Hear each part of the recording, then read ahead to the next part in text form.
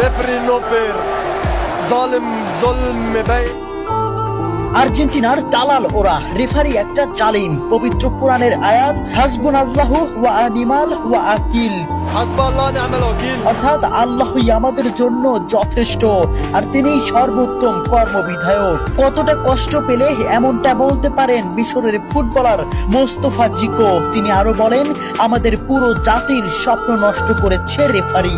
আর্জেন্টিনার দালাল ওরা, রেফারি একটা দেশের পুরো পরিশ্রমকে এক নিমিষেই নষ্ট করে দিলেন।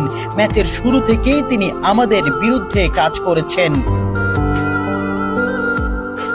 চোখের জলকে সঙ্গী করে আটালান্টার সবুজ ঘাসে পড়ে থাকেন মিশরের স্বপ্নবাজরা। 3-2 গোলে শেষ তাদের বিশ্বকাপের যাত্রা। ম্যাচে ফ্রাসোয়া ল্যাটিক্সিয়া রেফারি হিসেবে দায়িত্ব পালন করেন।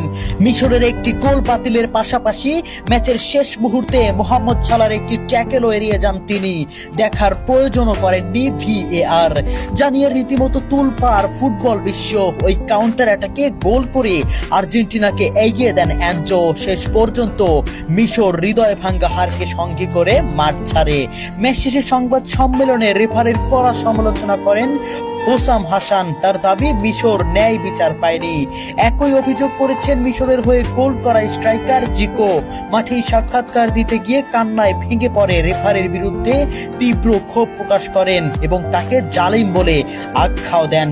জিকো বলেন, রেফারি আমাদের প্রতি অন্যায় করেছেন, সে একজন জালিম। এ সময় তিনি পবিত্র কোরআনের আয়াত হাসবুনাল্লাহু ওয়া নিমাল ওয়াকিল, অর্থাৎ আল্লাহই আমাদের জন্য যথেষ্ট আর তিনিই সর্বোত্তম কর্মবিধায়ক।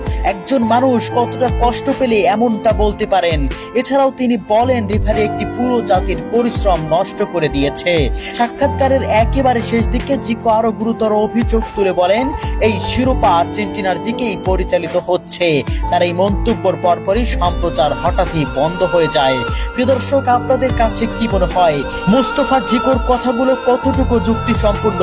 কেন বন্ধ করে দেওয়া হলো সম্প্রচার? কমেন্ট বক্সে অবশ্যই আপনাদের মন্তব্য জানিয়ে যাবেন।